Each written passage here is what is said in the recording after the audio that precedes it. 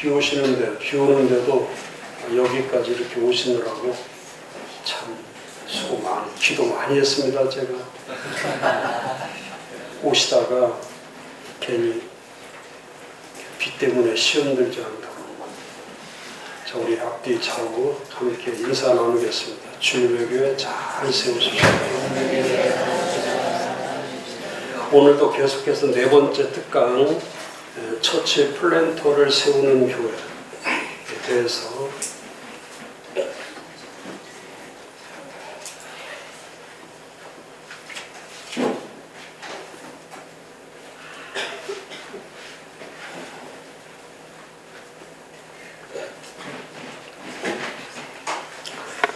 세운다는 개념이 참 중요하죠.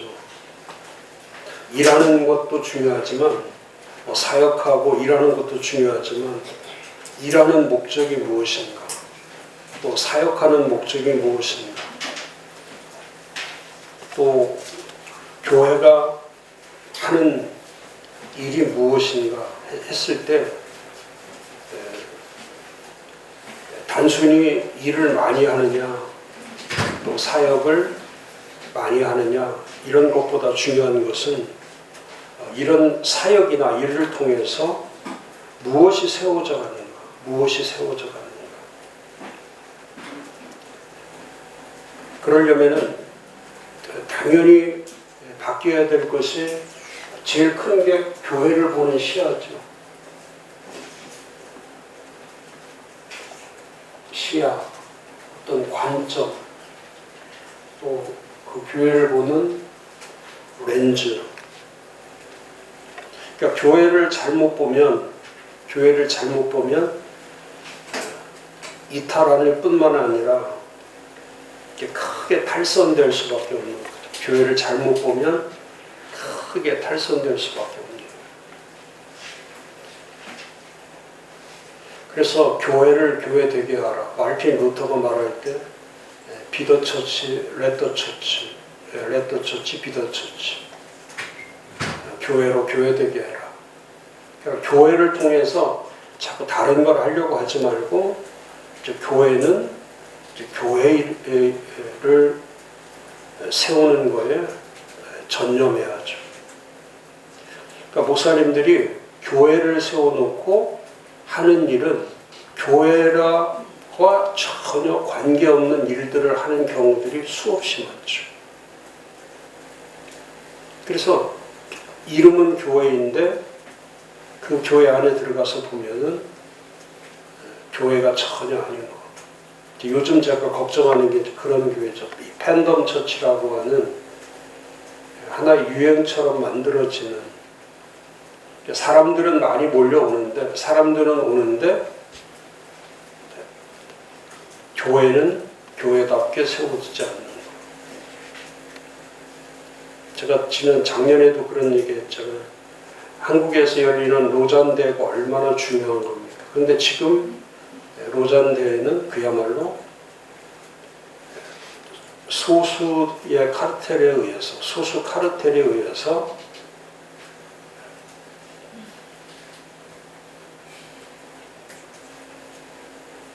완전 그 한국 교회의 단면을 보여주는 거죠. 일을 할 때는 제일 중요한 게 자기 기득권을 버리는 겁니다. 자기 기득권을 버리는 거. 그러니까 자기 기득권을 가지고 일을 하려고 해버리면, 그러니까 그게 이제 명분이라는 단어인데, 자기들의 명분을 앞세우다 보면 그 명분이라는 게 기득권이에요. 기득권이라는 게 카르텔이에요. 그 카르텔이 팬덤이에요. 그러니까 그게 다 연결되어 있는 거예요. 그러면 거기에서는 하나님의 일을 할 수가 없는 거예요. 하나님의 일을 하는 방식은 언제나 독단적으로 일을 해서는 안 되죠. 연합하는 거예요. 연합하는 거. 그게 제일 중요한 거예요. 연합하는 거. 하나 돼서 일하는 거. 제가 지금 2025년도 컨퍼런스를 준비하고 있는데, 그 컨퍼런스 준비하면서 지금 가장 많은 제가 요즘 이제 많이 글을 쓰고 있는 거, 자료를 만드는데 제일 많이 들어가는 단어 중에 하나가 지금 말씀하는 시야를 바꾸는 거예요. 관점을 바꾸는 거예요. 시야와 관점을 바꾸는 거예요. 그러니까 내 시야를 가지고는 절대 교회를 세울 수 없어요. 자기 시야를 가지고, 사람의 인간의 시야를 가지고는 절대 교회를 세울 수 없죠. 그러니까 내 관점으로는, 내 관점을 가지고는 교회가 되지 않죠. 제가 그런 말씀 많이 드리잖아요. 믿음이라는 거는 뭐 엄청난 것 같은데, 믿음은 노력해서 얻을 수가 있죠. 뭐 기도하면 이 산을 들어 바다에 던지라 하면 믿음이 있으면은 그런 일들을 행할 수 있다고 예수께서 말씀하시죠. 또 믿음이 있으면 산만 바다에 던지는 것이 아니라 겨자씨만한 믿음만 있으면 무엇이든지 할 수 없는 게 없이 다 한다는 거예요. 믿음이 있으면. 근데 믿음이 있는데 왜 교회가 안 세워지고, 믿음이 있는데 왜 한국교회가 이렇게 탈교회의 모습을 하고 있는가. 이걸 깊이 생각해 보면 이건 믿음의 문제도 중요하지만, 믿음의 문제보다, 이건 노력해서 하는 것보다, 뭐 열심히 하는 것보다 중요한 것은 시야와 관점을 바꾸는 거예요. 시야와 관점. 내가 보고 있는 시야, 내가 보고 있는 관점, 또 내가 지금까지 생각했던 사고, 의식, 이런 걸 바꾸지 않고는 믿음은 있는데 사고는 똑같고, 또 인본주의로 가고, 또 물질주의로 가고, 또 공로주의로 가고, 그러면 연합될 수 없는 거죠. 그 연합하는데 제일 힘든 게, 누가 제일 힘드냐면, 왜 목사님들이 연합하는데 힘드냐면, 목사님이 교회에서나 어디서나 다 자기 주도적이기 때문에 그래요. 자기 주도적으로. 본인이 안 하면 안 된다고 생각하기 때문에. 늘 그렇게 해왔단 말이에요. 그러니까 가정에서도 마찬가지고, 교회에서도 마찬가지고, 뭐 모임에서도 마찬가지고, 전부 다 자기 시야로, 자기 관점으로, 자기 렌즈로 모든 걸 판단하고 모든 것을 기준으로 삼기 때문에 그게 더 나은 길로 갈 수가 없는 거예요. 더 나은 길로 가려면 자기 관점보다 상대방의 관점을 가져야 되고, 또 상대방의 관점보다 더 높은 차원의 관점을 가져야 되고, 더 깊은 차원의 관점을 갖지 않으면 그 시야는 눈앞에 보이는 게 전부일 뿐이죠. 그러면 미래로 갈 수가 없는 거예요. 제가 지난주 월요일부터 이렇게 쭉 제가 시간을 보내면서, 물론 이제 컨퍼런스 준비도 많이 하고 있지만은, 2025년은 저는 너무너무 중요하기 때문에, 왜냐면 코로나 3년, 후유증 3년에서 총 6년이죠. 그럼 2025년이 이제 코로나 후유증으로부터 완전히 벗어나야 됩니다. 완전히. 근데 지금 국가, 사회, 기업, 교회, 가정 할 것 없이 지금 후유증 중에 가장 강력한 마지막 후유증에 시달리고 있는 거예요. 지금 국가도 마찬가지고, 경제도 마찬가지고, 지금 어렵지 않은 곳이 없죠. 정말 어렵습니다. 어려울 정도가 어느 정도 어려우냐면, 이 국가 경영을 할 수 없을 정도로.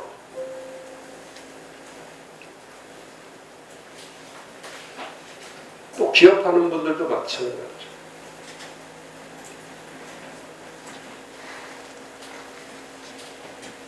또 사회, 이 사회가 가고 있는, 이 사회는 정말 지금까지 대한민국이 세워진 사회 중에 지금처럼 부패한 사회는 있을 수가 없죠. 지금만큼 부패한 사회, 정치인부터 시작해서 의사부터 노조부터 시작해서 방송부터 시작해서 문화, 예술 전부 다 부패 덩어리죠. 법을 어기고도 잘못을 저지르고도 그 사람들이 국회의원이 되고 그 사람들이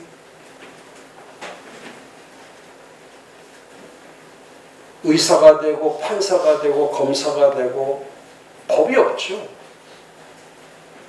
법을 만들어 놓으면 뭐합니까? 그 법이 지켜지지를 않는데 그게 부패죠. 법이 만들어져 있는데 지켜지지 않는 게 부패예요. 그러니까 코로나 때 우리가 경험했던 게 그거예요. 법은 지키지 않아도 된다고 생각했기 때문에 그게 사회적 공론이 만들어진 거예요. 다른 사람은 죽어도 자기는 죽지 않으면 된다. 그러니까 이 코로나라고 하는 이 전염병이 만들어 놓은 대한민국 사회는 자기만 살고자 하는 극단적 에고이즘, 이기주의, 에고이즘으로 빠져있는 거예요. 에고이즘, 극단적 에고이즘. 이 이기주의처럼 무서운 게 없죠. 이기주의처럼. 근데 우리는 자신도 모르게 그 인간에게 흘러가고 있는 의식 가운데 자기도 모르게 드러나는 것이 뭐냐면 이기주의가 드러나는 거예요. 조금 더 갖고 싶어하고 조금 더 소유하고 싶어하고 조금 더 자리에 앉고 싶어하고 조금 더 먹고 싶어하고 갖고 싶어하고 좋은 옷 있으면 입고 싶어하고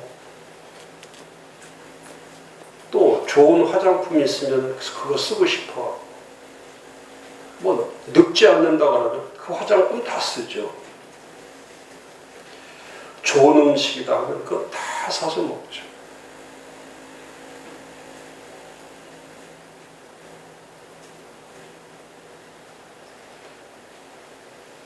그게 전부 다 에고이즘에서 나오는 거죠. 이기주의에서 나오는. 그 사도행전의 첫 교회, 사도들이 참 잘했던 이 원형교회는, 프로타입 처치, 이 원형교회는 이 인간 중심의 교회가 아니라 사람 중심의 교회가 아니라 사람 중심이면 개인주의, 인본주의, 이기주의, 물질주의 이런 것들이 성공주의 이런 것들이 교회 안에서 흘러가야 되는데 이 원형 교회는 인간 중심의 교회가 아니라 그건 주님 중심의 교회, 교회 중심의 교회였기 때문에 이제 그런 것들이 먹는 것도 기쁨과 순전한 마음 날마다 모이기 힘쓰고 날마다 한 마음 한 뜻 되고 정말 뭐 이 세상의 구조와는 전혀 다른 구조로 되어 있는 근데 지금 우리 교회는 사회 구조나 교회 구조나 세상 구조나 교회 구조나 조금도 다를 바가 없는 거예요.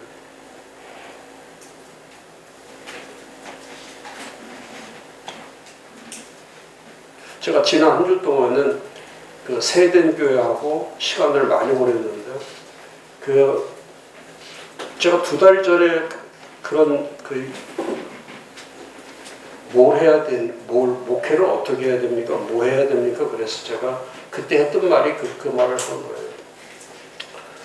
성령으로 교회를 세우셔야 됩니다. 성령으로 교회를 세우셔야 그래서 준비하셔가지고 부활절 끝나고 나서 또 가정사역 끝나고 나면 그 다음에 곧바로 성령 사역을 하셔야 됩니다. 그래서 성령으로 교회를 세워야 됩니다.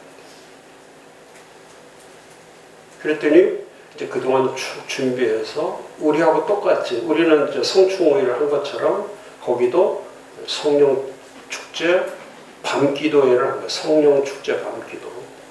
그래서 제가 그 한다고 벌써 연락을 받고 나서 성령 축제를 어떻게 할까, 어떻게 하는가 이제 관심을 물론 제가 제 매뉴얼도 다 보내줬고 말씀도 보내줬고 그래서 이제 그렇게 하라고 그랬어요. 말씀 전하고 말씀만 전하지 말고 말씀 전하면서 기도를 열심히 하십시오. 기도를 전 성도들과 함께 기도를 하십시오.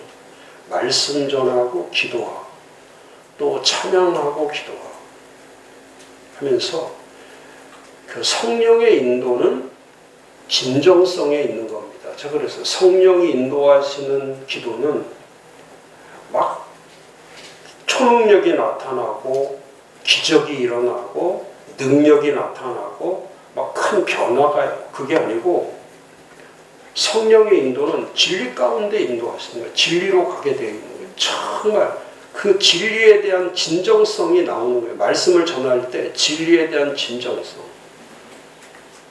그러니까 그 말씀도 진정성을 가지고 전해야 되고 기도도 진정성 있게 해야 되고 찬양도 진정성 있게 해야 된다. 그렇게 하니까 이제 월요일부터 제가 참석은 못했지만은 그 유튜브로 제가 월, 화, 수, 목 다 이렇게 봤어요. 계속 보면서.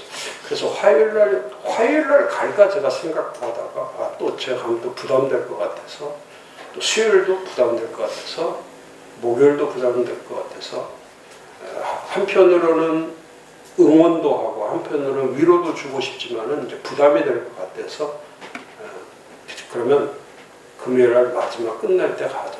그래서 끝날 때 가야 되겠다. 그래서 위로도 하고 칭찬도 하고 또 격려도 해줘요. 그래서 이제 제가 금요일날 참석을 하는 거예요.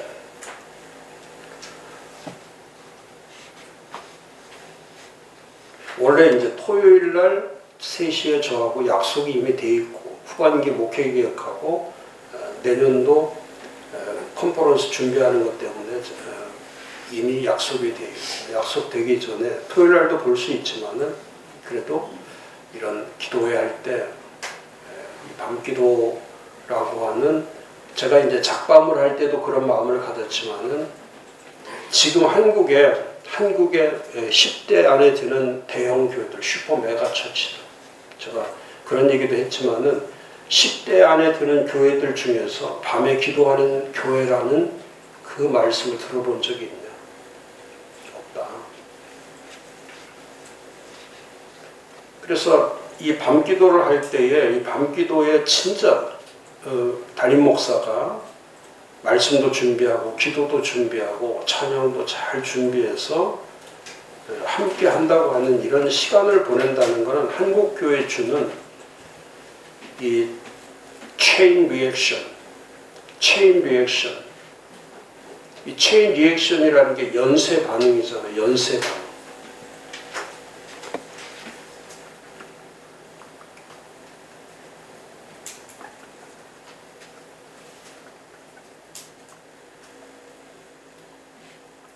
이 연쇄 반응이 원형교회예요. 원형교회. 연쇄 반응을 일으키는